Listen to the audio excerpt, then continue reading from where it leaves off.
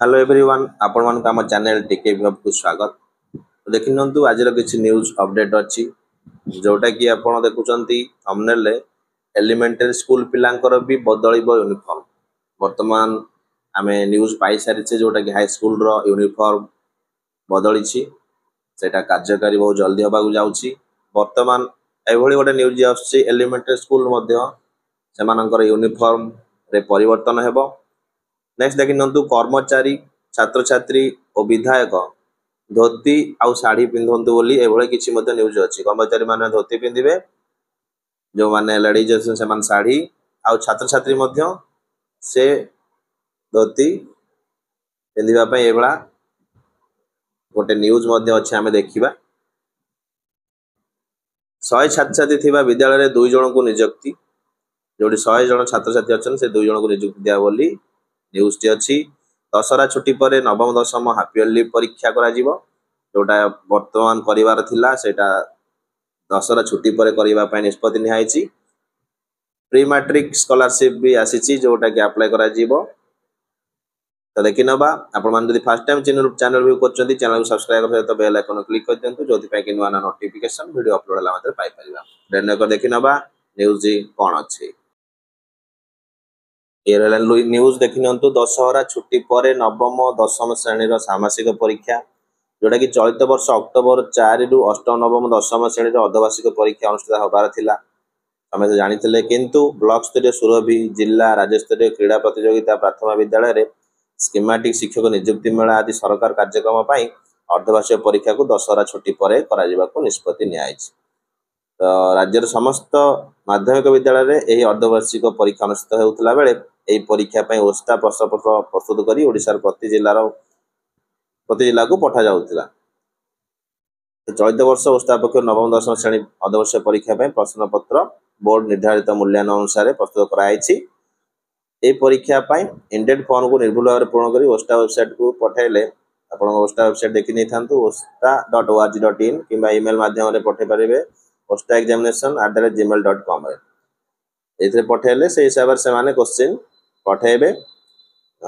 तापर देखि न नवम दशम श्रेणी पय प्रथम 1 घंटा ओएमआर उत्तर पर्दरे और परवर्ती घंटे 30 मिनिट दीर्घ उत्तरमूलक पय सेटिंग कराइछि, कारण एबला परीक्षा हबार अछि बोर्ड परीक्षा से पय एबला हाफ इयरली भी सही हिसाब रे परीक्षा देले पिला मानकर अभ्यास हबो। तो सेप्टेम्बर सुधा शेष पढ़ा हेतिया पाठ्यक्रम रो प्रश्न आसीबो। चलित वर्ष हिंदी संस्कृत रो प्रश्नपत्र पय मध्य गोटे बुकलेट रे सब अलग अलग कराइछि। तो एबला भाबे जानि पले दशहरा परे सामाजिक परीक्षा हबो।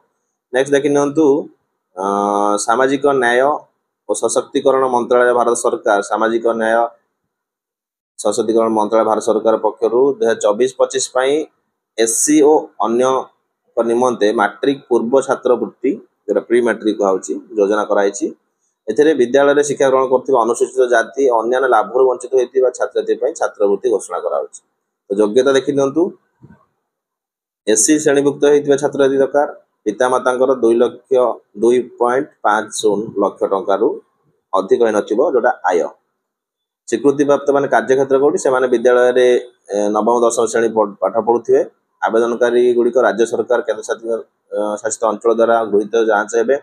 गरीब परिवार गुड़ी को प्राथमिकता दिया। तो 3500 रु 7000 टका मध्ये से एकाडेमिक भत्ता पाइबे। दिव्यांग पय 10% अतिरिक्त भत्ता पाइबे। तो सेकंड देखंतु अछि छात्र छात्री जहाँकर पितामाता अभिभावक सफाई तथा स्वास्थ्य प्रति विपज्जनक वृत्ति रे नियोजित होइतिबे से माने मध्ये एप्ला अप्लाई करि परिबे। आय सीमा तांकर कोनोसी मानदंड रखा जाय नाही। स्वीकृत प्राप्त विद्यालय रे से माने प्रथम दशम श्रेणी पर्यंत अध्ययन करथिबा दरकार। आवेदन गुड़िक सेम जिनिस अछि। तांको 3500 रु 8000 टका मध्ये भत्ता दिया जीवो।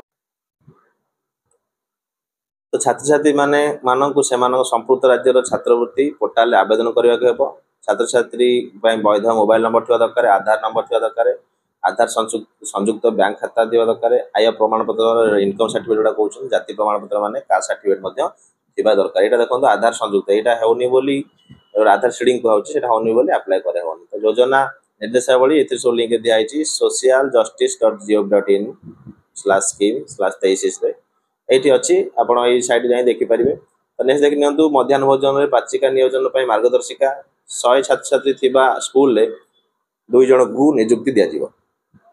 तो जोटी देखो मध्याह्न भोजन पाचिका नियोजन जारी है मार्गदर्शिका जो स्कूल 1 ରୁ 25 जन भितर छात्र छात्री अच्छा से जड़े पाचिका को नियोजित करपरी 100 मध्य छात्र छात्री 2 जन पाचिका 200 मध्य छात्र छात्री 3 जन पाचिका दि जाऊँगी 200 रु अधिक थी 300 मध्य थे तो 4 जन माने प्रति 100 जड़े जड़े पाचिका को नियुक्ति दि जाऊँगी स्कूल परिचालन कमिटी करेंगे चयन से चयन करेंगे किए पाचिका रहिबो। नेक्स्ट देखिए एलिमेंटारी स्कूल पिलांक यूनिफॉर्म भी बदलिबो आसंता वर्ष स्कूल कोठा रंग बदलाइबो योजना कराउछि। देखो हाईस्कूल छात्र छात्री यूनिफॉर्म पोशाक रंग परिवर्तन पर सरकार प्राथमिक और उच्च प्राथमिक स्कूल यूनिफॉर्म रंग परिवर्तन करने योजना कर केवल यूनिफॉर्म नुहे स्कूल कोठा रंग बदलाइबा योजना कराई। प्राथमिक पर्यायर हाईस्कूल पिलांक यूनिफॉर्म रंग परिवर्तन करागला एथिपाई एक कंपनी को पोशाक प्रस्तुत करने को कहुई। द्वितीय पर्यायर एलिमेंटारी स्कूल छात्र छात्री पोशाक परिवर्तन पदक्षेप नियाजिबो। विशेष सूत्र मिलता सूचना अनुसार सरकार स्तर में हाईस्कूल और एलिमेंटारी स्कूल छात्र छात्री यूनिफॉर्म को परिवर्तन कराजिबो किंतु सरकारी प्रथम हाईस्कूल पोशाक रंग परिवर्तन करने स्थिर करछंती जहाँ पूर्व थिला आपण माने से विषय हम वीडियो भी बनैथिले एटा मेरून रंग कराई सार्ट को बादामी रंग कराई बादामी रंग चेक जहाँ भी देखी आपण माने तो ये भाव में आसंता शिक्षा वर्ष राज्य समस्त स्कूल यूनिफॉर्म पिंधि पिला माने आसीबे तो आसंता वर्ष चेंज हो